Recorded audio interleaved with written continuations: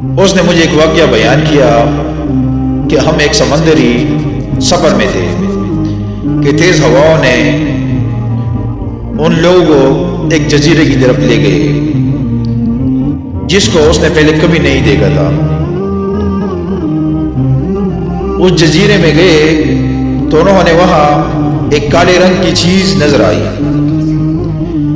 جس کے جسم پر کثرت سے بال تھے۔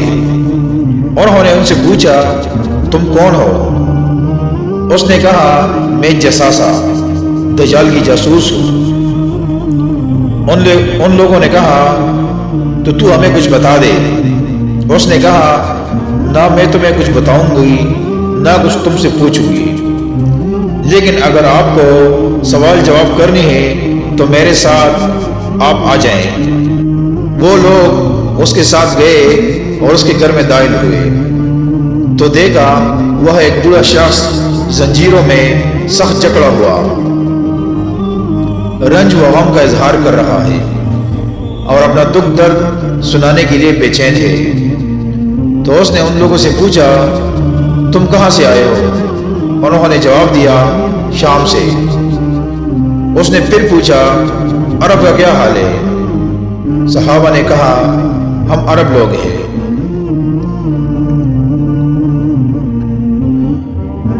صحابہ نے پوچھا تم کس کے بارے میں پوچھ رہے ہو؟ اس نے جواب دیا اس شخص کا کیا حال ہے، یعنی محمد کا جو تم لوگوں میں ظاہر ہوا۔ انہوں نے کہا ٹھیک ہے۔ اس نے قوم سے دشمنی کی، پھر اللہ نے اس پر غلبہ عطا کیا تو آج ان میں اجتماعیت ہے، ان کا معبود ایک ہے اور ان کا دین ایک ہے۔ پھر اس نے پوچھا شام میں ایک گاؤں ہے۔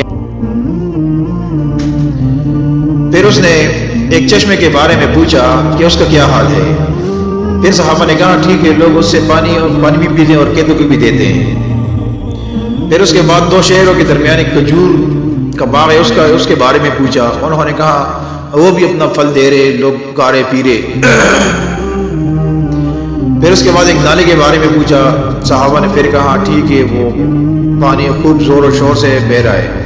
یہ سن کر اس شخص نے 3 آہیں بھری، پھر کہا اگر میں اس کھیت سے چھوٹا تو میں اپنے پاؤں سے چل کر زمین کا چپا چپا کا گشت لگاؤں گا، کوئی گوشہ مجھ سے باقی نہ رہے گا سوائے طیبہ مدینہ کے، وہاں میرے جانے کی کوئی سبیل نہ ہوگی۔ نبی اکرم صلی اللہ علیہ وسلم نے فرمایا یہ سن کر مجھے بے حد خوشی ہوئی، طیبہ شہر یہی مدینہ ہے، اس ذات کی قسم جس کے ہاتھ میں میری جان ہے، مدینہ کے ہر تنگ و کشادہ اور نیچے اور اونچے راستوں پر ننگی تلواریں لیے ایک فرشتہ مقرر ہے جو قیامت تک پہرا دیتا رہے گا۔